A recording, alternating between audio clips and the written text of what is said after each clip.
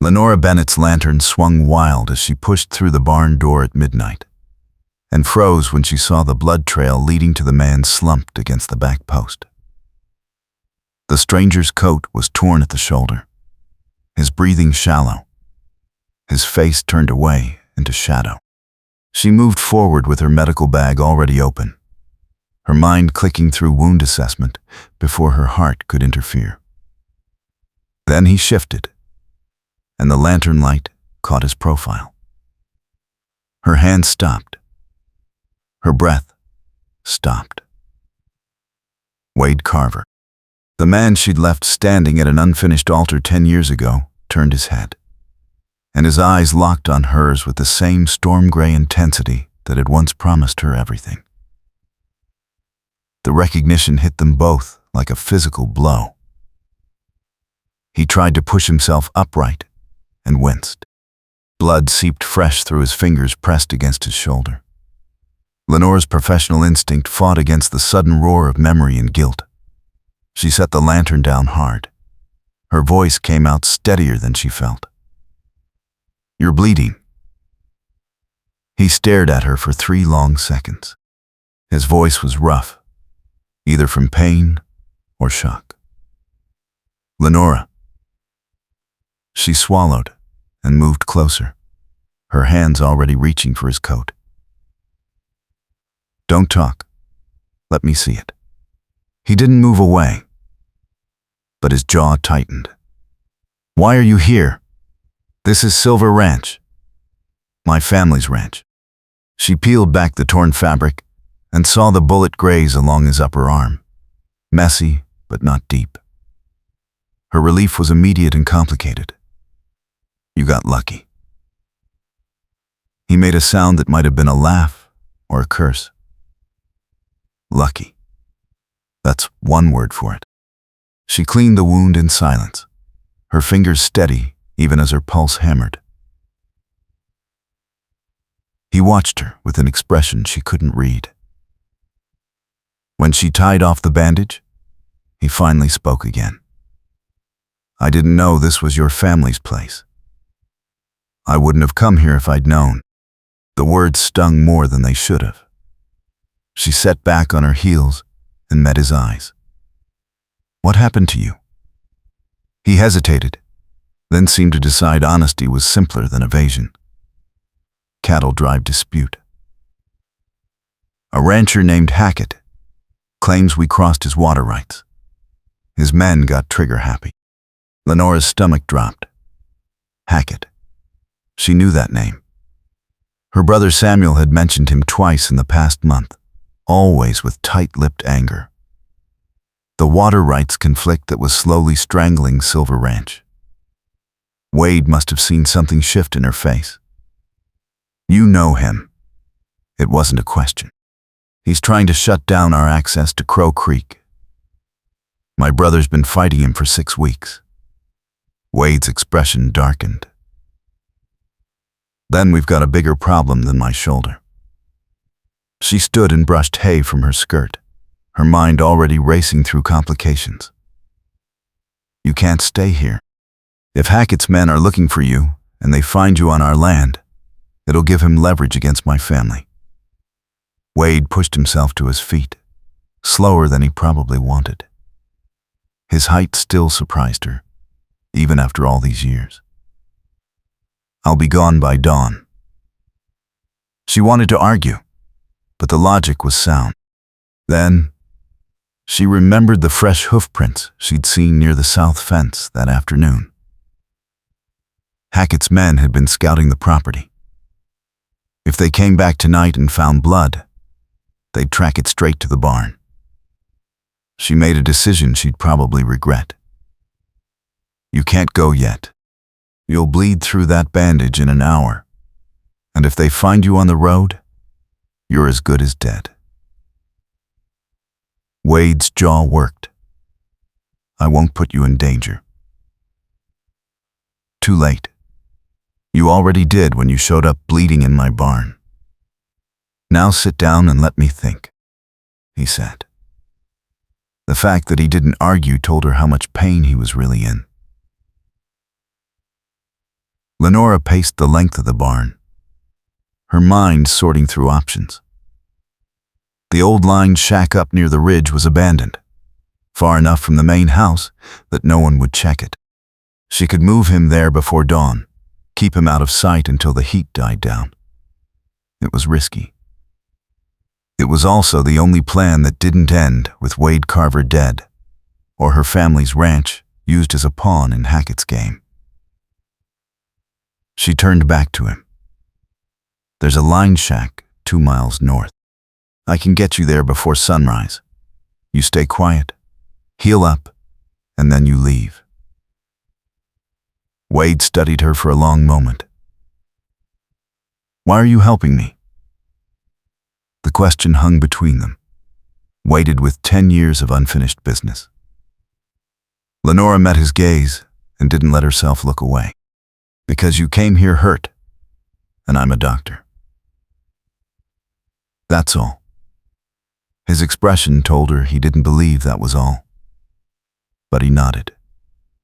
"Then, I'm grateful." She gathered her supplies and stuffed them back into her bag. "We leave in an hour. I need to make sure my brother's asleep and the hands are settled. Wade, if anyone sees us, this whole thing falls apart." "Understood." She paused at the barn door and looked back at him. "One more thing. What we had 10 years ago, that's done. This doesn't change anything." He held her gaze, his expression unreadable in the lantern's shadow. "Understood." She stepped out into the cold Wyoming night and let the door swing shut behind her. Her heart was still racing. She just committed to hiding the one man whose reappearance could unravel every careful lie she'd built her life on. The secret marriage ceremony that had never been completed because she'd panicked and run. The wound that had left her cold and wary ever since. Samuel would lose his mind if he knew. But the alternative was letting Wade die. And that was a weight she couldn't carry. The ride to the line shack took longer than Lenora expected. Wade's horse kept pace, but she could see him fighting to stay upright. Twice she slowed and glanced back, and twice he waved her forward without speaking. The shack appeared as a dark outline against the ridge, weathered and listing slightly to one side. She dismounted and pushed open the door. Dust and mouse droppings covered the floor, but the roof looked intact, and the iron stove still stood in the corner. It would do. Wade swung down from his horse with a barely suppressed groan. She caught his good arm and steadied him. "Inside." "Now." He didn't argue. She got him settled on the old cot against the wall and checked his bandage. Still holding, but he'd need fresh dressing by evening. She'd have to come back. That realization settled over her like a trap closing. This wasn't a one-time rescue. She was committing to days of secret visits, lies to her family, and risk compounding on risk. Wade's eyes opened and fixed on her face. "You don't have to do this." "Yes, I do. Because if I don't, you'll die. And Hackett will use it to frame my family for murder. So let's be clear. I'm not doing this for you. I'm doing it for Silver Ranch." Something flickered in his expression. Hurt or acceptance, she couldn't tell. "Fair enough." She stood and moved to the door. "I'll bring food and medical supplies tonight after dark. Stay quiet. Stay inside. And don't start a fire until after sunset." "Lenora." She stopped, but didn't turn. "Thank you." She nodded once and stepped out into the dawn light. The ride back to the ranch felt longer than the ride out. Samuel was waiting for her in the barn when she returned. His arms were crossed, his face hard. "Where were you?" Lenora dismounted and kept her voice level. "One of the horses was colicky. I was walking her." He didn't believe her. She could see it in the tight set of his mouth. Samuel had always been able to read her, even when she wished he couldn't. He stepped closer. Hackett's men were scouting the fence line yesterday. If they come back and find anything suspicious, they'll use it against us. I know. Then why are you sneaking around in the dark? She met his eyes and lied as smoothly as she could. I'm not sneaking. I'm trying to keep this ranch running while you fight a water rights war we can't afford. His jaw tightened, but he stepped back.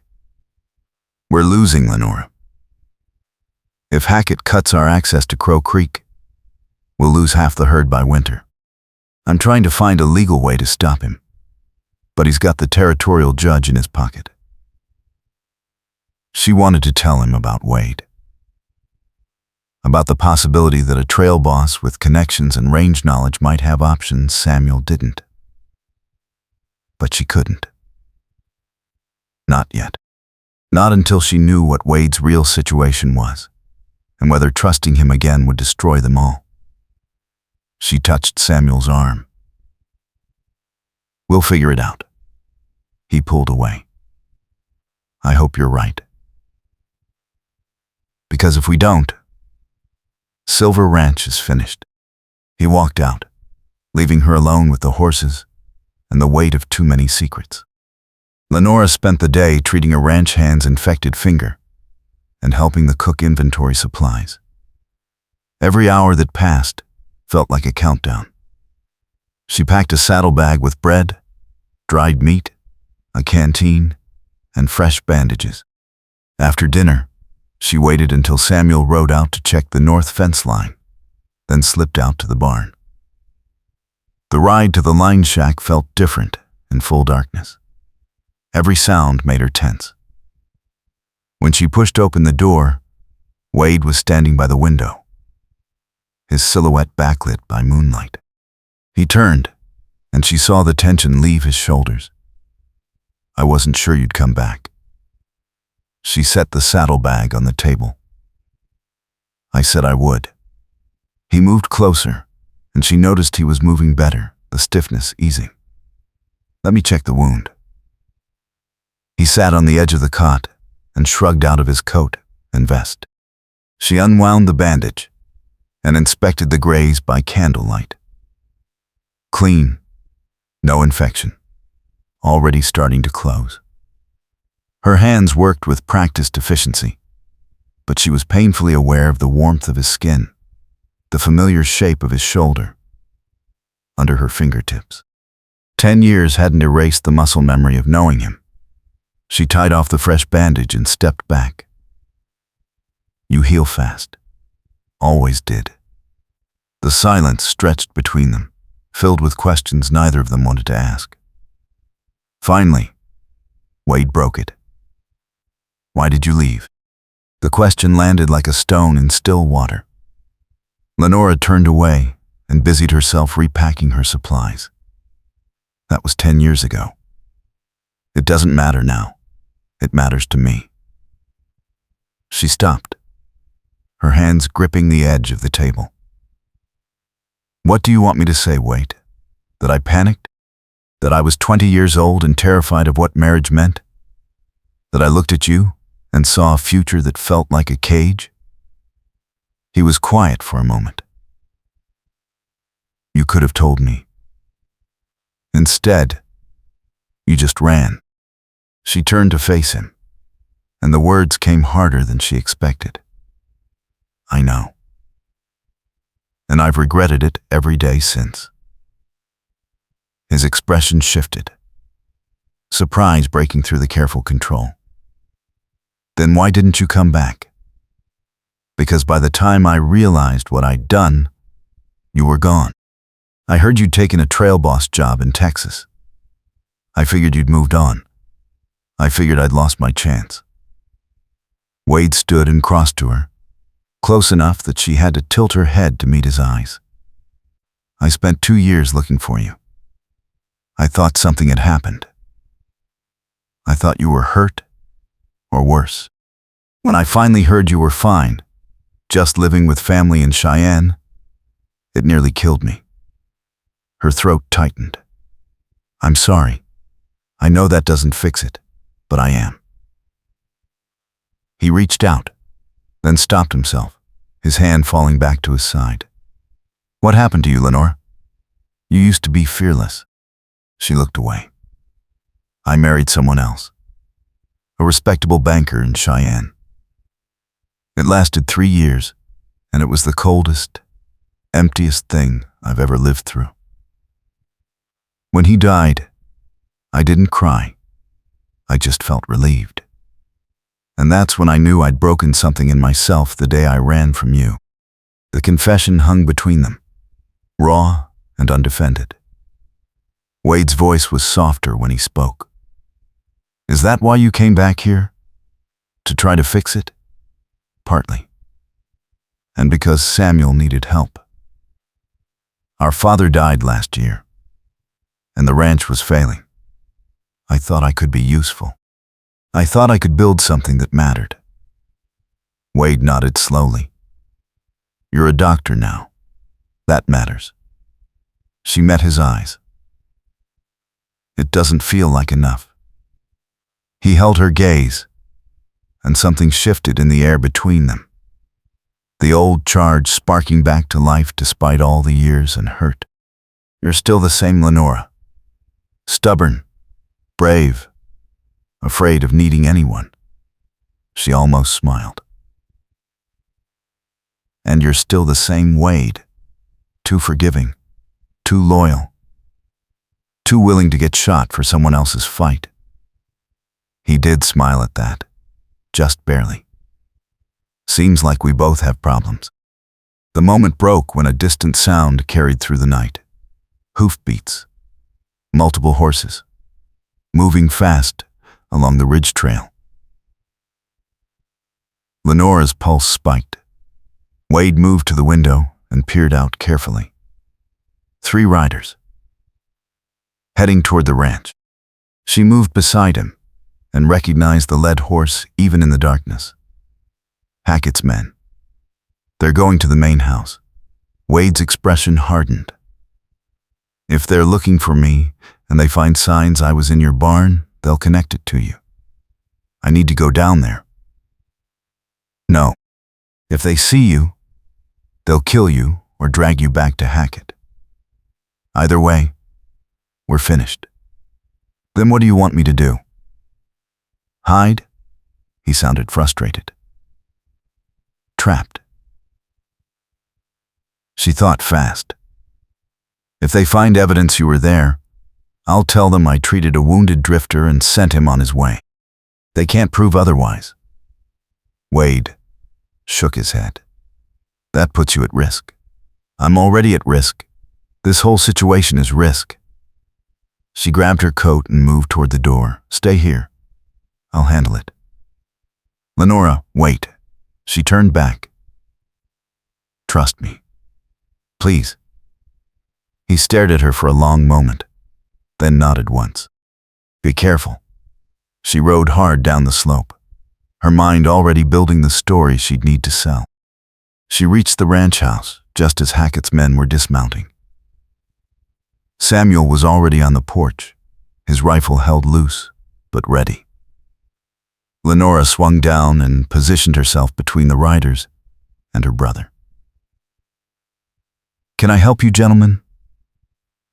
The lead rider was a thick-shouldered man with a scarred face. He spat tobacco juice into the dirt. We're looking for a man. Trail boss named Carver. There was a dispute earlier today, and he rode off wounded. We tracked blood to this area. Lenora kept her expression neutral. I treated a man this morning. Drifter with a bullet graze. I bandaged him and sent him north toward the territorial road. The rider's eyes narrowed. You sure about that, ma'am? Because if we find out you're lying, that's aiding a fugitive.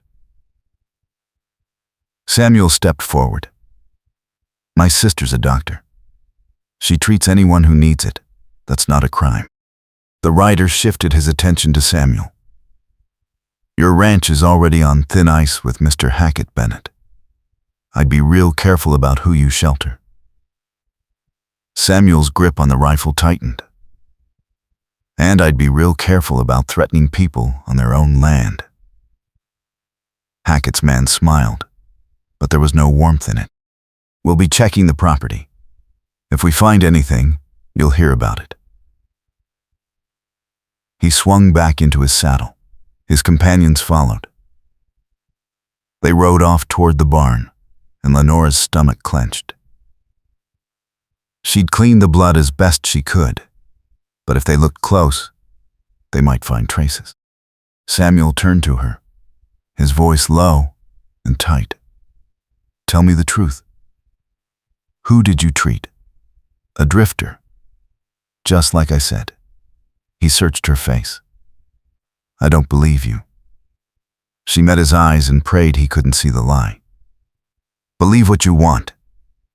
I did my job." He held her gaze for another beat, then shook his head. "If this blows back on us, Lenora, we'll lose everything." "I know." She watched Hackett's men circle the barn with lanterns, her heart pounding. After 20 minutes, they rode off empty-handed. Samuel went back inside without another word. Lenora didn't return to the line shack that night. It was too risky.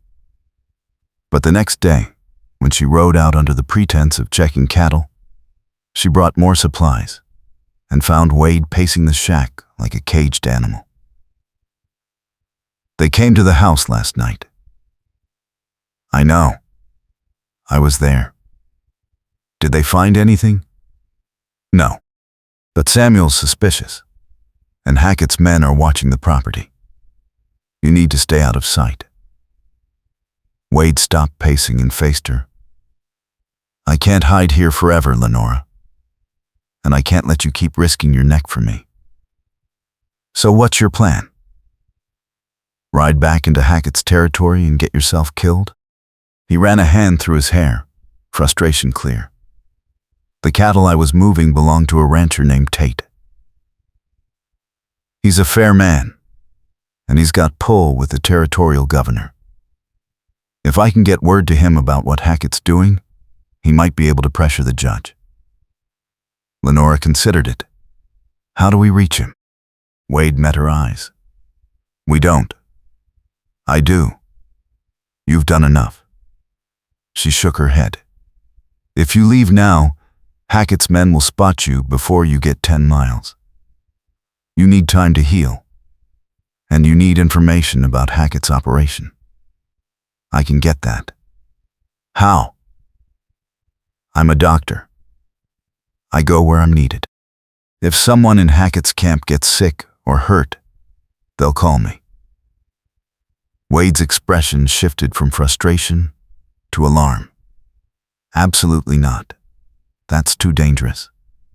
She crossed her arms. "You don't get to tell me what's too dangerous."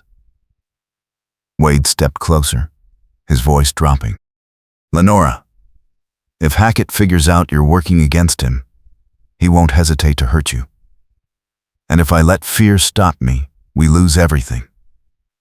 This is my family's ranch, Wade. My fight."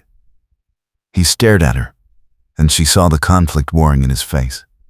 Finally, he exhaled. "You're as stubborn as you ever were." She almost smiled. "I'll take that as a compliment." Over the next 3 days, Lenora made careful inquiries in Bitter Fork's small town center. She learned that Hackett's ranch was 8 miles west, that he employed 20 men, and that his water rights claim was built on a survey map that might be fraudulent. The whispers were quiet, but they were there. People were afraid of Hackett, but they didn't trust him. On the 4th day, a rider came to Silver Ranch asking for the doctor. One of Hackett's men had taken a bad fall. Lenora packed her bag and followed the rider west, ignoring Samuel's protests. Hackett's ranch was larger and better maintained than she'd expected. The main house was 2 stories, painted white, almost ostentatious in its display of wealth. She was led to the bunkhouse, where a young ranch hand lay on a cot with a broken leg. She set the bone and splinted it, while Hackett himself watched from the doorway. He was a tall man, silver-haired, and well-dressed, with the kind of smooth confidence that came from years of getting his way. "You're Bennett's sister?" The doctor. "Yes." He studied her with an unsettling intensity. "I appreciate you coming out here. It's a long ride. It's my job."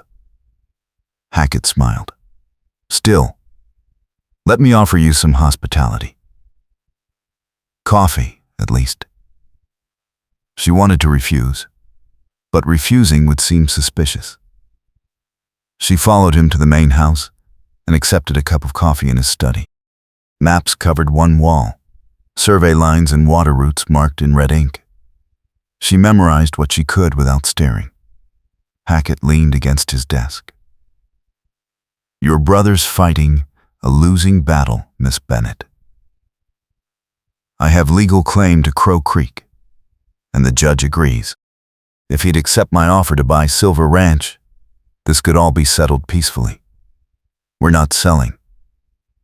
He sighed, as if disappointed. "Stubbornness runs in your family, I see. That's a shame, because one way or another I'm going to control that water. Better it happens cleanly." Lenora kept her voice steady. "The law will decide that, not threats." Hackett's smile didn't waver. "I don't make threats, Miss Bennett. I make promises." She set down the coffee cup and stood. "I should get back. Thank you for the hospitality." He walked her to the door. "One more thing. That drifter you treated, the one my men were looking for. If you happen to see him again, I'd appreciate knowing. He's wanted for cattle theft." She met his eyes without flinching. "If I see a wanted man, I'll notify the sheriff." Hackett nodded, but his gaze was sharp. "I'm sure you will." The ride back to Silver Ranch felt like an escape. She went straight to the line shack after dark and found Wade waiting. She told him everything she'd seen, including the survey maps. Wade's expression darkened. "If those maps are fraudulent, Tate can challenge them. But we'd need proof. How do we get that?" She hesitated, then said what she'd been thinking since she left Hackett's study. "I could go back, steal the maps." Wade stood abruptly. "No, absolutely not. It's too risky. And waiting here while my family loses everything isn't?" She stood to face him. "I'm not helpless, Wade. I know that. But if Hackett catches you stealing from him, he'll kill you. Maybe. Or maybe I'll get the proof we need to stop him." They were standing close now, the tension crackling between them. Wade's voice dropped. "I can't lose you again, Lenora. Not like that." The admission hung in the air, raw and unguarded. She felt her breath catch. "You don't have me to lose." He reached out and cupped her face, his thumb brushing her cheekbone. "Don't I?" She should have stepped back. Should have reminded him that they were broken, that 10 years in a failed marriage stood between them, that this was just survival instinct and proximity. Instead, she leaned into his touch. Wade. His other hand came up to frame her face, and he leaned in slowly, giving her time to pull away. She didn't. The kiss was careful at first, tentative, like they were both afraid it might shatter. Then it deepened, and all the years and hurt and loneliness poured into it. When they finally broke apart, Lenora was shaking. "This doesn't fix anything. I know. This doesn't mean I trust you. I know that too. But She didn't move away, and neither did he. They stood in the quiet of the line shack, holding on to something fragile and fierce. Finally, Wade spoke. "If you're going to do this, we do it together. I'll create a distraction while you get the maps." She wanted to argue, but the logic was sound. Together, they had a chance. Alone, they'd both fail. All right, together. They spent 2 days planning. Wade would approach Hackett's ranch from the east at dusk, posing as a buyer looking for breeding stock. It was flimsy, but it would get him on the property and give Lenora a window. She'd enter through the back, slip into the study, and get the maps. In and out in 10 minutes. On the third day, storm clouds rolled in from the west, dark and heavy. Samuel rode back from checking fences with grim news. Flash flood warnings. If this storm hits hard, the creek will overflow and take out the south pasture. We need to move the cattle. Lenora helped him, and the ranch hands drive the herd to higher ground.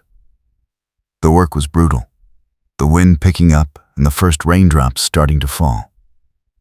By the time they finished, it was nearly dark, and the storm was building. Samuel grabbed her arm as she headed toward the barn. "Where are you going?" "To check the fence line. We just did that." She pulled free. "I want to make sure." His eyes narrowed. "You're lying to me, Lenora. I don't know what you're mixed up in, but I can see it." "Stop." She met his gaze and felt the weight of too many secrets. "I'm trying to save this ranch, Samuel. Trust me." His jaw worked. "I want to, but you're making it damn hard." She left before he could say more. The ride to Hackett's ranch was miserable, rain lashing sideways and lightning splitting the sky. She found Wade waiting in the shelter of a rocky outcrop a quarter-mile from the property. His face was tight with worry. "This storm's getting bad. We should wait. We can't. If the creek floods, it'll wipe out half our herd, and Hackett will use it to force a sale. This is our only chance." He stared at her, then nodded. "All right. Let's move." Wade rode in from the east, while Lenora circled to the back of the house. The rain provided cover, but it also made every step treacherous.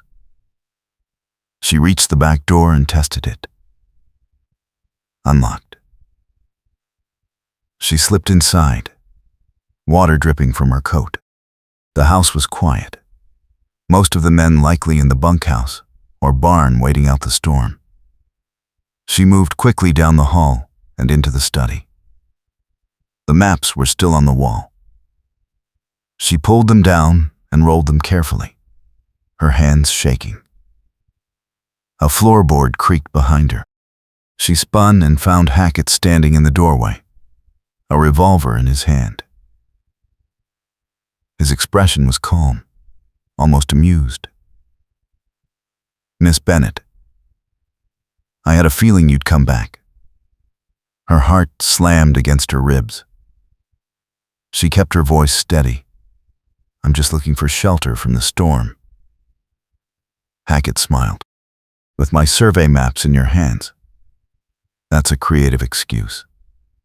He stepped into the room. "Where's Carver?" "I know he's with you."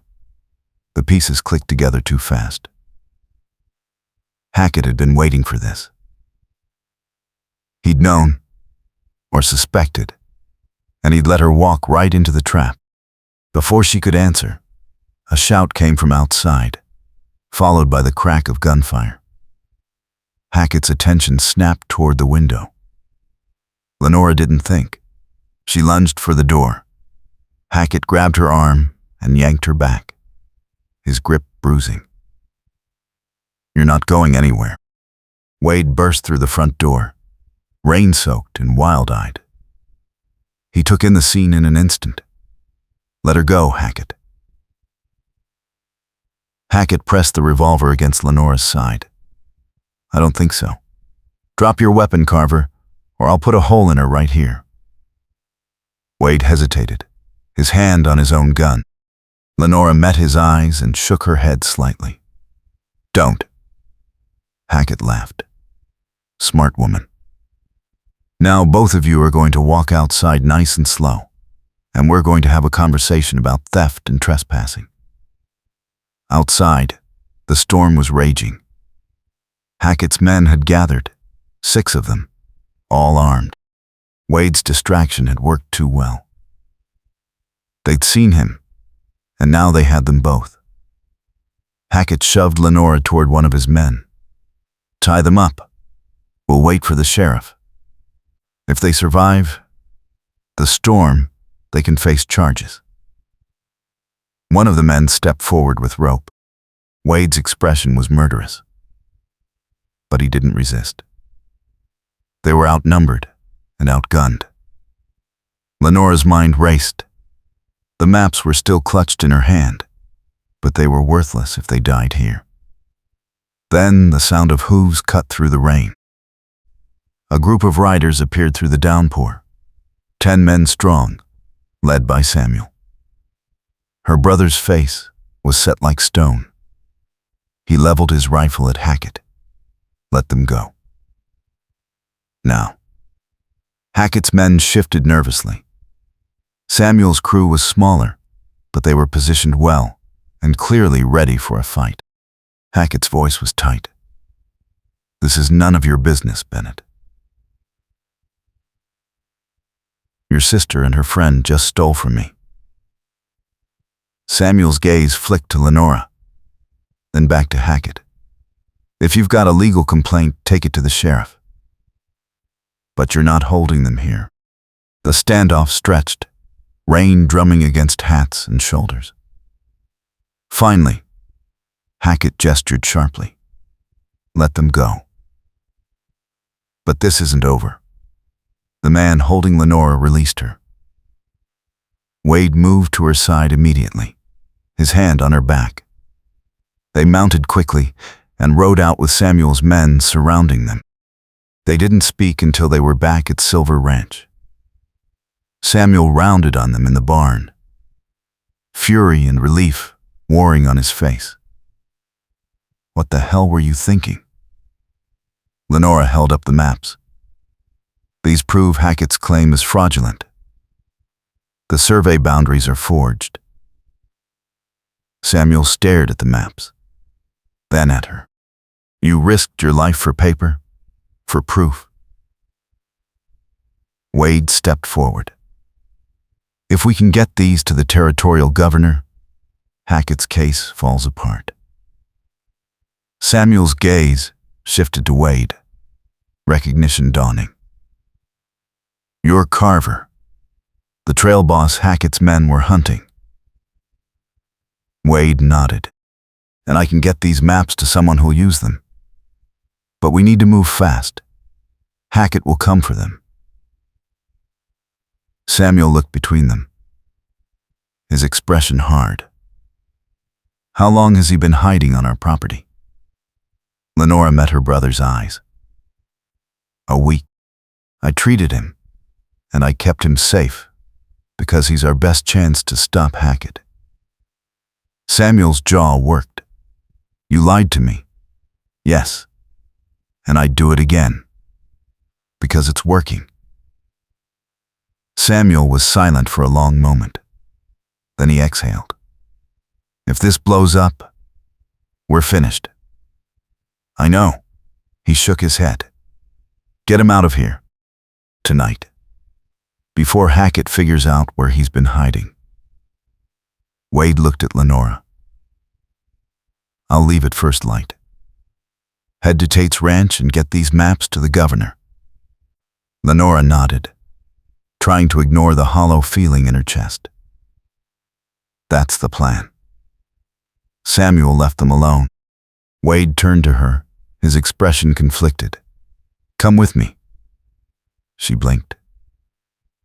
What? Come with me. We'll take the maps together, and when this is over, We'll figure out what comes next.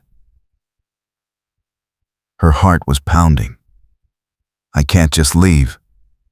This is my home. Wade stepped closer. Is it? Or is it just another place you're hiding? The words stung because they were partially true, but she shook her head. I'm not running again, Wade. I did that once, and it nearly destroyed me. I have to stay and see this through, even if it means losing you. Again, his face tightened. You're not losing me. I'm asking you to trust me enough to come with me, and I'm asking you to trust me enough to stay. They stared at each other, the old impasse rising again. Finally, Wade picked up the maps. I'll go. I'll get this done. And then I'm coming back. Promise me you'll still be here. She swallowed hard. I promise. He leaned in and kissed her, fierce and desperate. Then he pulled back, grabbed his coat, and walked out into the rain. Lenora stood in the barn and let herself feel the ache of watching him leave. Again. The next week was hell. The storm damaged the south fence and took out part of the creek embankment. Samuel and the hands worked around the clock to shore up what they could. Lenora treated injuries, exhaustion, and a nasty case of pneumonia in one of the older ranch hands. Hackett sent men twice more, scouting the property, looking for evidence. Each time, Samuel turned them back with barely controlled rage. Lenora heard nothing from Wade. On the 8th day, a rider came from town with news. The territorial governor had arrived in Bitter Fork. He was reviewing Hackett's water rights claim in light of new evidence. The survey maps had reached him. Hope flared bright and painful. 2 days later, the governor's ruling came down. Hackett's claim was invalid. The original survey had been altered, and the true boundary gave Silver Ranch full access to Crow Creek. Hackett's grip on the region shattered overnight. Samuel got the news in town and rode back with a grin Lenora hadn't seen in months. We won. He did it. She felt relief and joy and a piercing loneliness all at once. Where is he?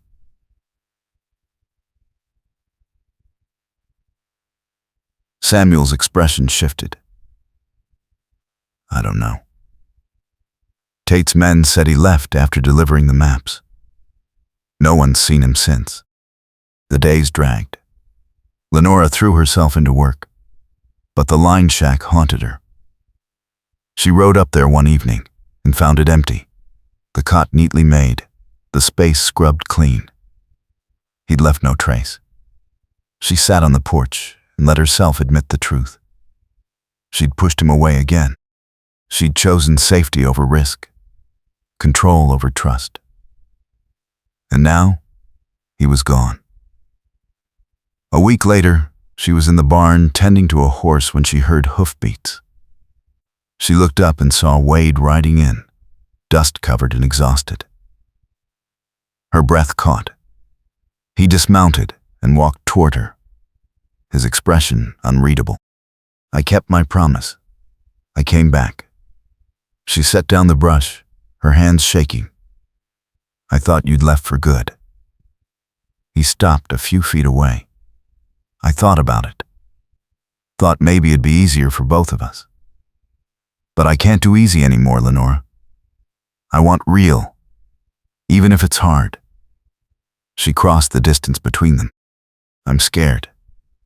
Of what? That I'll fail you again. That I'll run when things get hard. That I'm too broken to be what you need. Wade reached for her hands. You're not broken. You're careful.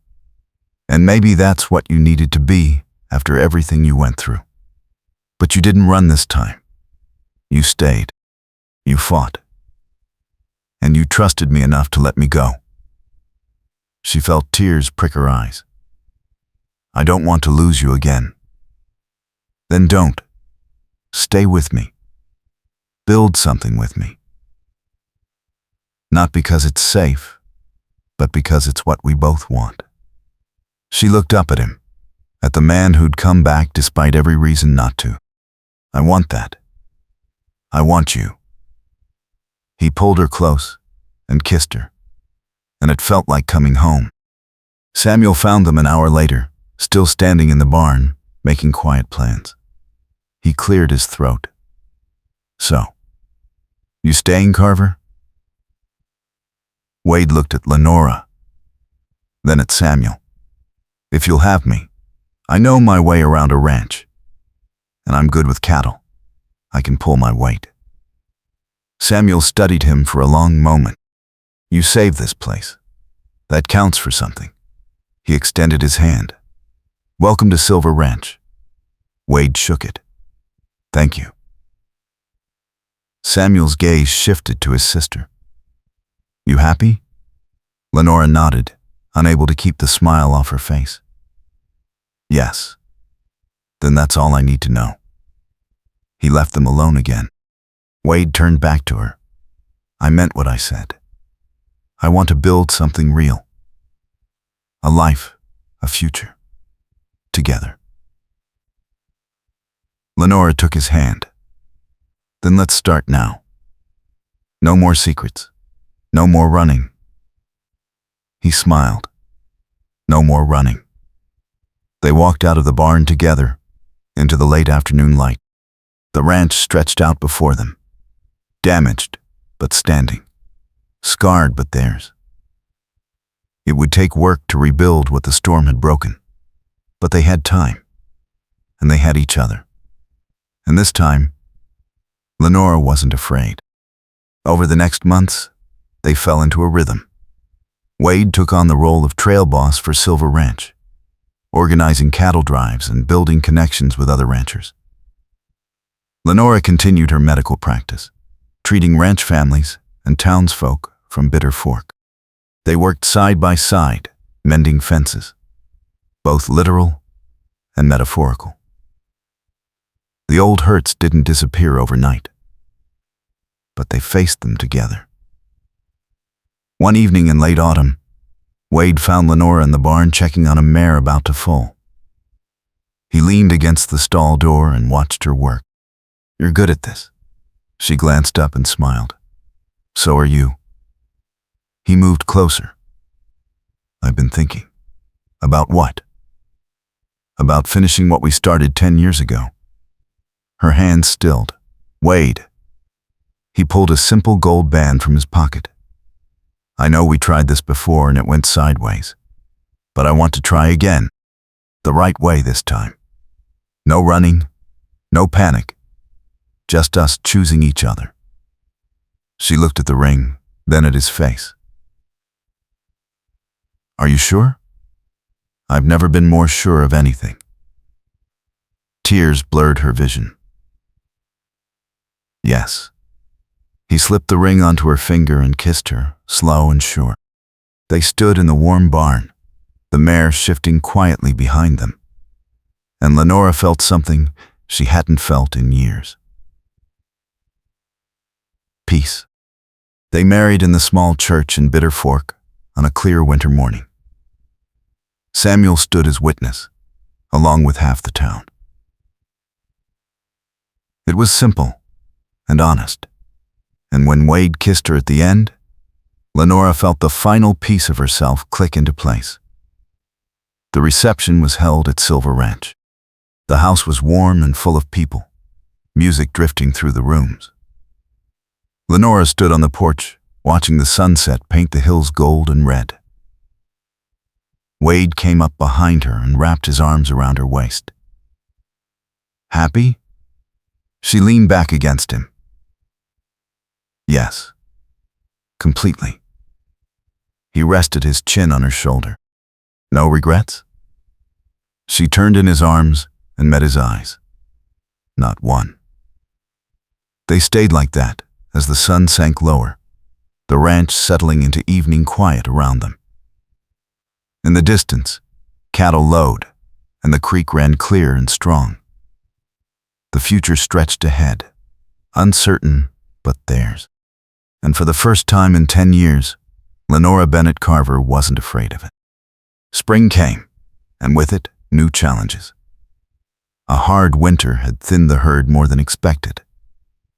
Wade spent long days on the range, and Lenora found herself riding out to treat injuries and illnesses across 3 counties. But every evening, they came home to each other. One night, Lenora returned late from a difficult birth in town. Wade was waiting on the porch, lantern lit. He pulled her into his arms without a word. Rough day, exhausting. But the baby's healthy. That's good. They stood together in the quiet. Lenora finally spoke. Do you ever wonder if we made the right choice? Coming back here? Trying again? Wade pulled back to look at her. Every day. But then I see you. And I know we did. She smiled. Even when it's hard? Especially then. Because hard means it matters. She kissed him. I love you, Wade Carver. I love you too. And I'm not going anywhere. Neither am I. They went inside together, the ranch settling into sleep around them. By summer, Silver Ranch was thriving again. The herd had recovered, and Wade had negotiated new contracts with buyers in Cheyenne. Lenora had expanded her practice, training a young woman from town as an assistant. Samuel had started courting a widow from Bitter Fork, and the house felt full of life again. One evening, Lenora stood in the kitchen garden, pulling weeds and watching the sun set. Wade came up behind her, as he often did, and wrapped his arms around her. Tired? A little. He turned her to face him. I have something to tell you. She raised an eyebrow. Should I be worried? He smiled. Tate offered me a partnership. He wants to expand his operation, and he thinks we'd make good partners. It'd mean more travel, bigger drives, more responsibility, but it'd also mean real security for us. For the ranch. Lenora studied his face.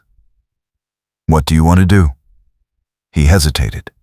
I want to say yes, but not if it means leaving you too often. She took his hands. We'll figure it out. We always do. He kissed her forehead. I don't deserve you. Yes, you do. And I don't deserve you. So we're even. He laughed. Deal. The years passed. Wade's partnership with Tate flourished. Lenora's medical practice became essential to the region. Silver Ranch grew, and with it, their life together. They had fights. There were hard seasons when money was tight and tempers were shorter. There were moments when old fears surfaced, and Lenora had to remind herself not to retreat. But they faced it all together.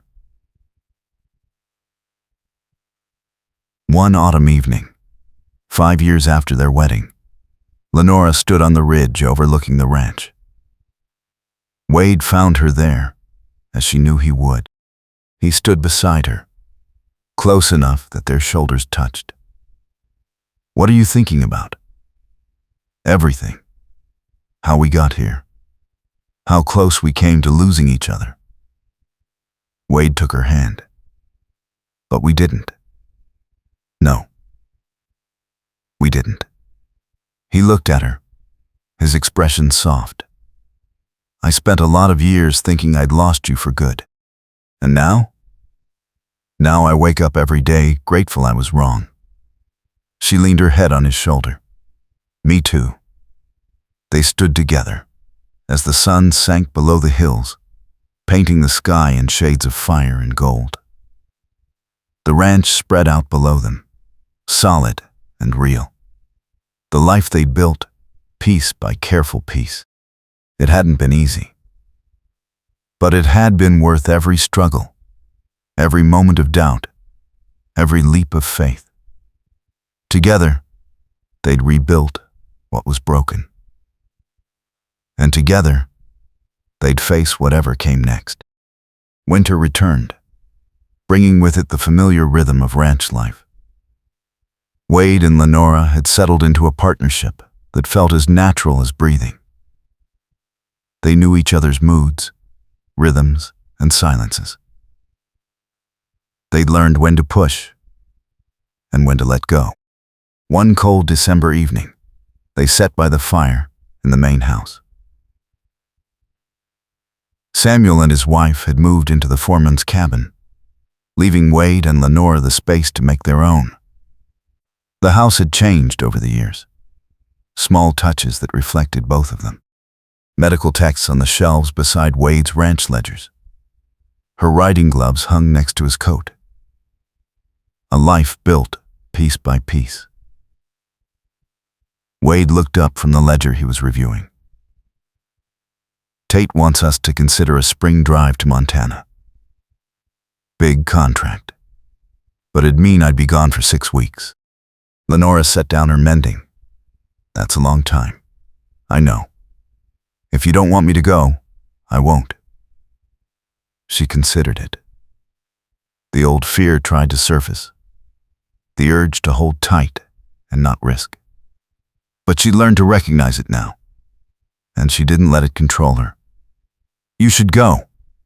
It's good for the ranch. Are you sure? She met his eyes. I'm sure.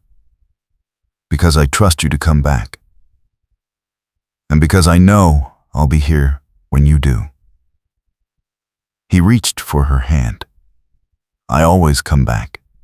I know. That's why I can let you go. He pulled her close, and she settled against him, feeling the steady rhythm of his heartbeat. Outside, snow began to fall, soft and silent. Inside, the fire crackled and the house creaked in the wind. It was warm and safe and theirs. This was home, not the building, not the land. But this, the choice they made every day to stay, to trust, to build together. Lenora closed her eyes and let herself feel the fullness of it. No more running. No more fear. Just this. Just them. Just love. Hard-won and earned and real. The spring drive to Montana was successful. Wade returned 6 weeks later, trail-worn but triumphant. Lenora met him in the yard, and the smile that broke across his face when he saw her made her heart skip. The reunion was sweet and fierce. That summer, Lenora discovered she was pregnant. The news filled them both with joy and a healthy dose of terror. Wade became absurdly protective, hovering until Lenora threatened to ban him from the house. But his joy was infectious. By autumn, the baby arrived. A daughter with Wade's gray eyes and Lenora's determined chin. They named her Clara, after Lenora's mother. Holding her for the first time, Lenora felt the final piece of healing click into place. This was the future they'd fought for. The life they'd rebuilt from broken pieces. Wade stood beside her, his hand gentle on Clara's tiny head. She's perfect. Lenora looked up at him. We did good. Yeah, we did.